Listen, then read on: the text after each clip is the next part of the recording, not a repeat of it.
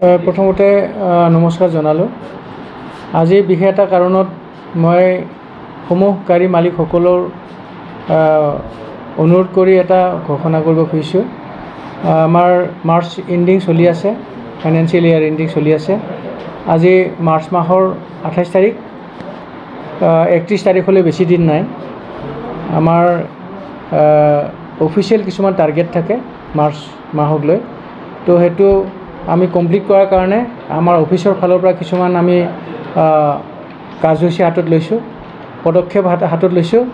এই হিচাপে আমি এনে সাধাৰণতে 29 তাৰিখ অহাকালি শুক্ৰবাৰ, এইটো গুড ফ্ৰাইডে, অফিচিয়েল হলিডে হয়। তথাপিও গাড়ী মালিকসকলক যিবিলাকৰ মানে টেক্স দিবলৈ আছে, তেওঁলোকক মানে সুবিধা গ্ৰহণ কৰাৰ কাৰণে তেওঁলোকে মানে যাতে টেক্সটো দিব পাৰে, সেইটো কাৰণে আমি বন্ধ স্বত্তেও এই 29 তাৰিখ অহাকালি গুড ফ্ৰাইডে হ'লেও অফিচটো খোলা ৰাখিম, মানে অফিচটো চলিব অহাকালি। ঠিক 31 তাৰিখত ৰবিবাৰ পৰে, ৰবিবাৰৰ অফিচ হলিডে হয়, সাধাৰণতে বন্ধ হয়। তথাপিও আমি 31 তাৰিখতো ৰবিবাৰতো আমাৰ অফিচটো খোলা থাকিব।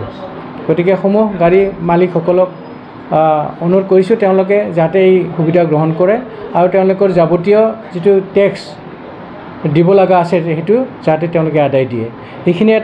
সেইখিনিতে এটা অনুৰোধ আছে, যিসকলৰ টেক্স 31 মাৰ্চত শেষ হ'ব, তেওঁলোকে যেন এইখিনি সময়তে মানে আদায় দিয়ে। কাৰণ 31 তাৰিখত শেষ হোৱা ইয়াৰ অৰ্থ হ'ল এপ্ৰিল মাহৰ 1 তাৰিখে তেওঁলোকৰ টেক্স ফেইল হ'ব। আৰু যদি এইটো হয় তেতিয়াহ'লে আমাৰ ফালৰ পৰা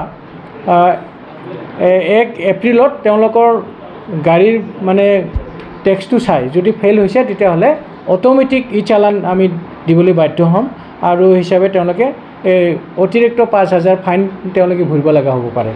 গতিকে ইয়াৰ পৰা হাত সাৰাৰ এটাই উপায়, তেওঁলোকে এই 31 তাৰিখ বা তাৰ আগত তেওঁলোকে এই টেক্সখিনি যাতে আদায় দিয়ে।